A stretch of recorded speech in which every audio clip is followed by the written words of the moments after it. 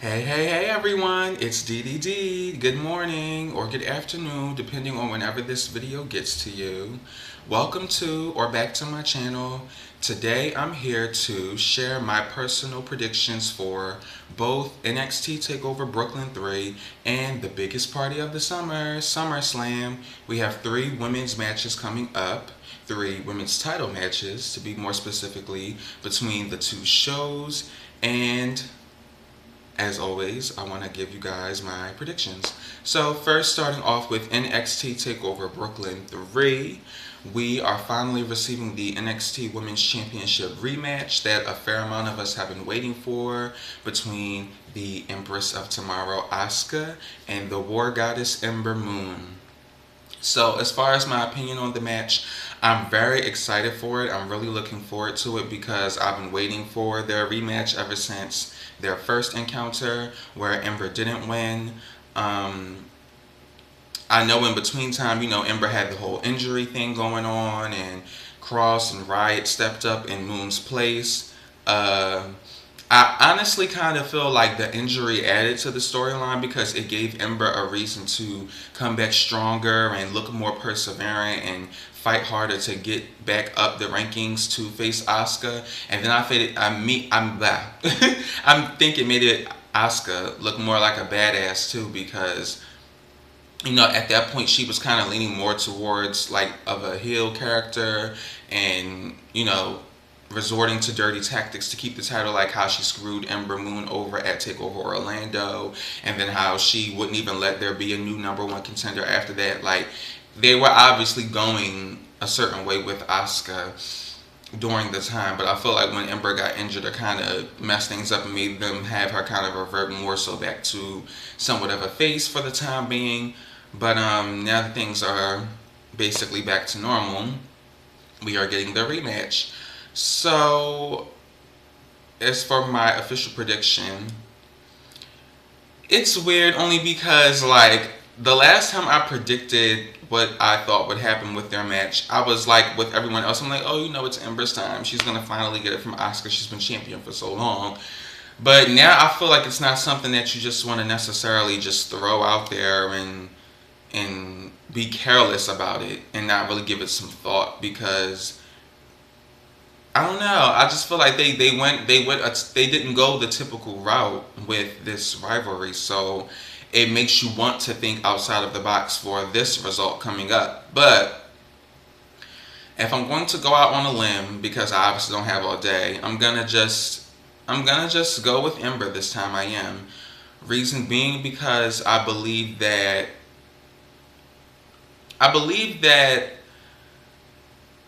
she was always meant to be the one to take down Asuka, but they just had the result happen at TakeOver Orlando the way that it did because everyone was predicting Ember to win. So I think they just wanted to throw us that swerve.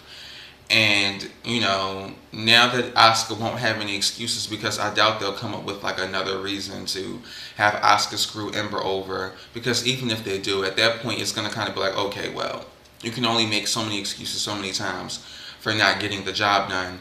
So this time I think Ember will get the job done. And I think that at some point in the match she will hit the Eclipse. But I do think Asuka will kick out. I think she will kick out. I don't know if she'll have to hit it twice to win or if she'll use like some other type of maneuver to win, like a new one she may pull out or something. I'm not sure.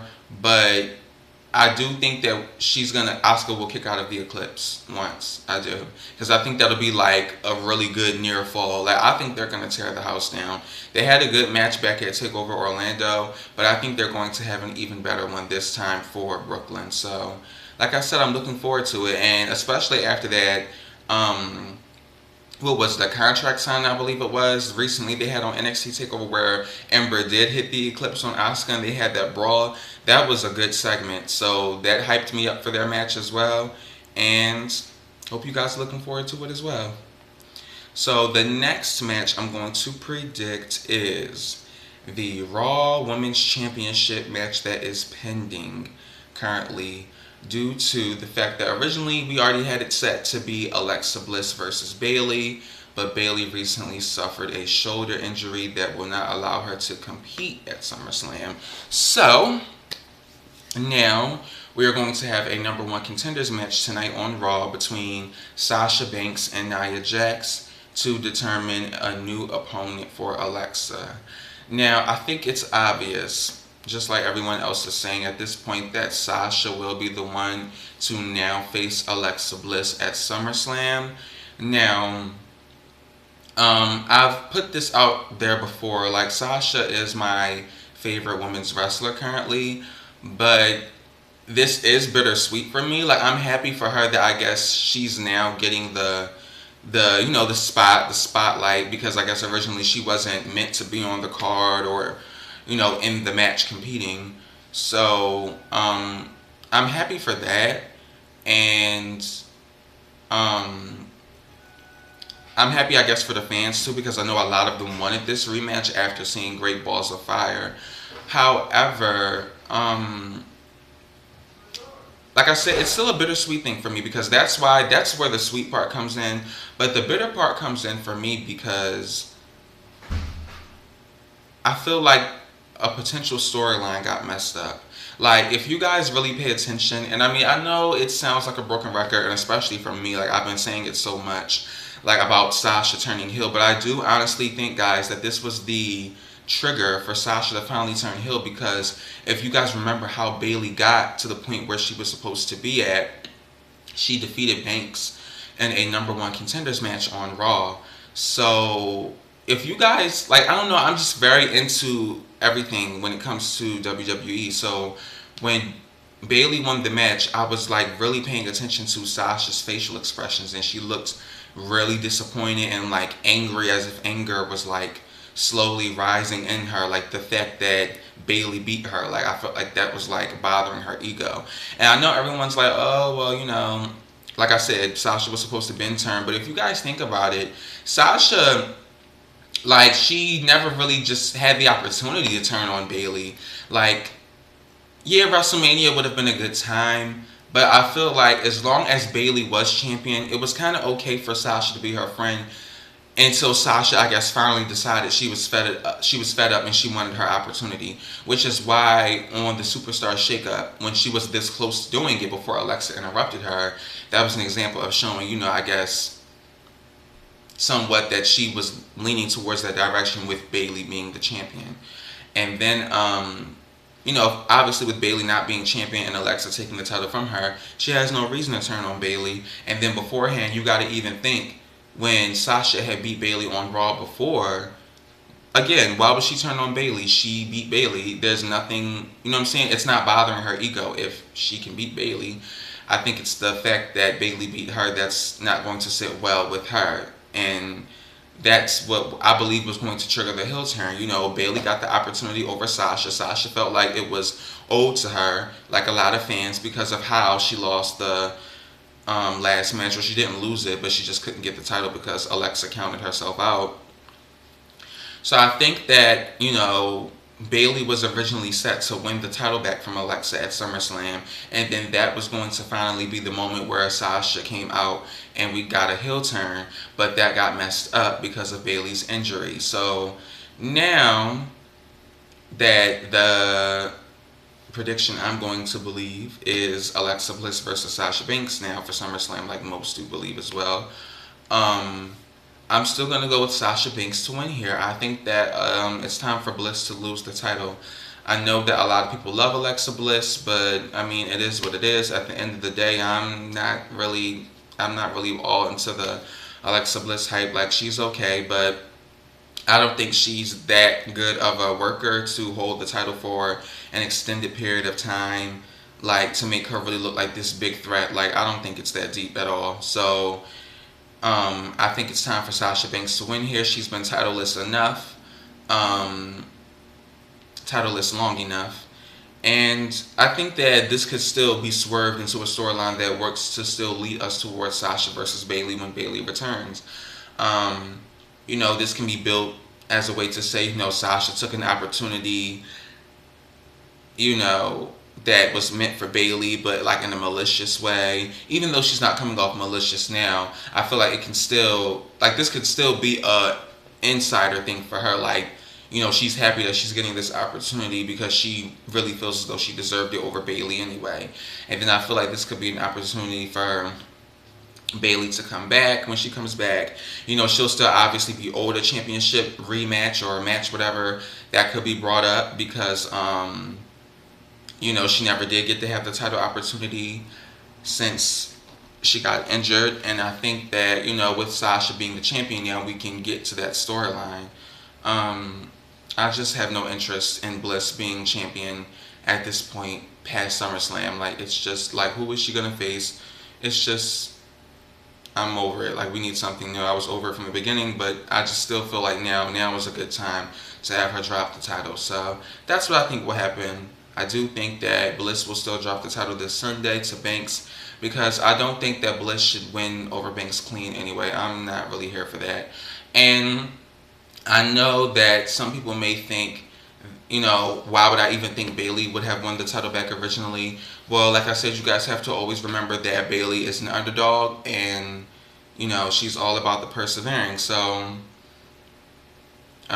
just like you guys were shocked when she started getting wins out of nowhere the past few weeks, like, yeah, things with her can happen out of nowhere. So I do think that that's what was originally supposed to happen. So moving on past that, the final match I'm going to predict for the women is the SmackDown Women's Championship match between Naomi and Natalya. Now, I find this quite ironic because, legit, my last video, the prediction video I made for Battleground, I literally, like, thought there was no chance in hell that Natalya was going to win, and there was a rumor going around that she was a possible candidate to be released in the future if WWE did another major release pool. I hope I'm saying that right, major release pool. So yeah, she goes from me saying that to now becoming #1 contender and winning a fatal 5-way elimination match that I was predicting. So I'm happy for Natalya. I was very happy when I seen that she was the one that won.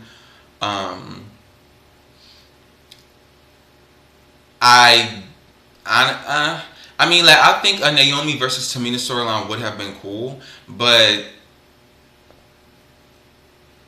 it probably only would have been better for story reasons. Or I can't even really say that.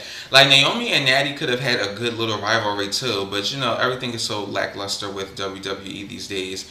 But they could have really built something special between them. Like, they're both veterans. They're both, like, have been the ones that have been on the roster the longest besides Nikki Bella. You know, they have, like, history just from being in the same company for so many years and the ups and downs, both being on Total Divas. I feel like that's why this works too, because they'll, you know, have that for Total Divas, the whole SummerSlam hype. So yeah, I feel like the lackluster for this upcoming title match is a bit lackluster, but I feel like when we get to the actual event, like, the match, it'll have, like, this big fight feel. I think they're gonna get some time. I think that the match has the potential to be good. I feel like a lot of people are sleeping on it because, you know, normally I feel like, I don't know, I feel like Naomi, she's getting the credit she deserves now, but people still underrate her. Let's just be honest. And Natalya, people recognize her for the, you know, the great wrestler she is, but they just, I guess, generally don't have much interest in her. So I guess the idea of a Naomi versus Natalya match isn't really exciting to a lot of people, but they have good chemistry. Like, if you go back and watch their little petty matches that they've just had over the years, because, like I said, they have a little history. They have a pretty good chemistry together, because, you know, Natty is very technical and Naomi is very high flying and athletic, so their styles mesh well together, which is why I'm personally looking forward to the match. I feel like it could turn out to be good. I'm actually confident that it'll be good. I don't know about grade or anything really, like, crossing the line, but I do think it'll be good, for what it's worth. And as for my official prediction, I do think that Natalya will win. I think that she will come out with the win in this match. Which is why I believe that, like I said, it will have this big fight feel, because I feel like for Natty to have a moment like that, again, it should be set up that way. Like, you know what I'm saying? They should have a real match. It should be real competitive, back and forth. Like, it should feel like a well thought out match. And then I just want Natalya at the last minute to get it. I want that to happen, and I do believe that that's what's going to happen, because if you think about it, you guys already know I love Naomi, but she's had the title since WrestleMania, and at this point, I'm satisfied. Not saying that she has to lose the title, but I am like personally satisfied with her reign. I'm happy that they gave her this long of a run. I honestly did not think it was going to be this long at all. So I am very thankful she's officially the longest reigning SmackDown Women's Champion out of the 3 SmackDown Women's Champions we've had. So I really feel like she finally, she got her just rewards for all her hard work these years. And I don't want this to be Naomi's like last run with a title or anything like that, because I feel like that's how it's kind of coming off to me too. Like, I feel like WWE, they're giving her all of this at once, like the long reign and the moments at the big pay-per-views, because I kind of feel like once they take that rocket off of her, they're going to keep it off of her type of thing. I don't like to think negative, but I don't know. I kind of feel like, knowing the company and how they move and how things have been done over the years, I just wouldn't be surprised. So I do hope that there is still a future for Naomi beyond, her couple SmackDown Women's Championship reigns. But I am glad that at this point she has the, the notoriety with her name now and the accolades to say when it comes to her. So I believe that she had a good run. But like I said, I do think that this is Natalya's time to have a moment again. And the reason why I say moment is because, like I predicted in my Money in the Bank review video, I do think regardless to what happens, Carmella is going to come out in the end and cash in her Money in the Bank on Natalya. And I do think she'll be successful. At first, I was debating whether she would be successful or not, because I'm like, it's Carmella. And then I'm like, she has James Ellsworth with her, so I'm not sure if maybe WWE wants to break them apart like soon or whatever, and that'll be a good way for them to do it, like if he tries to help her and fucks up. But at this point, I think that, the WWE, they're just really high on Carmella. And I think that, for the first female Money in the Bank, we needed to pay off in a big way by having a title change. So I don't have a problem with that happening. Whether, Naomi does end up retaining against Natalya or Natalya wins, I do think that in the end, Carmella will come out and cash the Money in the Bank and walk out as the new SmackDown Women's Champion. And it'll be in her hometown. And I think that's good storytelling in a way. I feel like that's something that a lot of people may, like, sleep on a little bit. Like, if you remember last SummerSlam, she literally was, like, in a position where she was, like, at the bottom of the barrel in the women's division. Like, I'm talking between both brands and the company, period. Like, she was bottom of the barrel. She was getting no reactions. Like, and this was still in her hometown last year. Like, nobody cared about her. She ate the pinfall and the 6-woman tag match and everything. But now this year, you turn around, she's a heel. I wouldn't say she's over, but, she gets a bit more of a reaction. She's more polished, and she's in a way better predicament. Like, she's missed Money in the Bank, and she goes from, like I said, being bottom of the barrel to now you're literally getting ready to walk out of your hometown as the new champion of your respective division. So the glow up has been real on Carmella's end over the past year. But we all know the glow queen is Naomi. But like I said, I do predict that Natalya will win and Carmella will end up cashing it and walking out as the champion. So those are my predictions for everything between NXT TakeOver Brooklyn 3 and SummerSlam. I predict that Ember Moon will finally have her moment to win the title. Sasha Banks will be winning the Raw Women's title from Alexa Bliss. And Natty will finally get a moment that she rightfully deserves. And Carmella will be there to steal it. And it'll be really interesting to see how things play out in the SmackDown Women's division after that. Because, yeah, Carmella will more than likely be the SmackDown Women's champion heading out. But I feel like at that point, both Naomi and Natty will be owed a rematch. So I don't know if they'll end up making that a triple threat or what they'll do. But We'll see. So until next time, guys, thank you for watching my video. This has been DDD. And until next time, peace and chicken grease, and bye.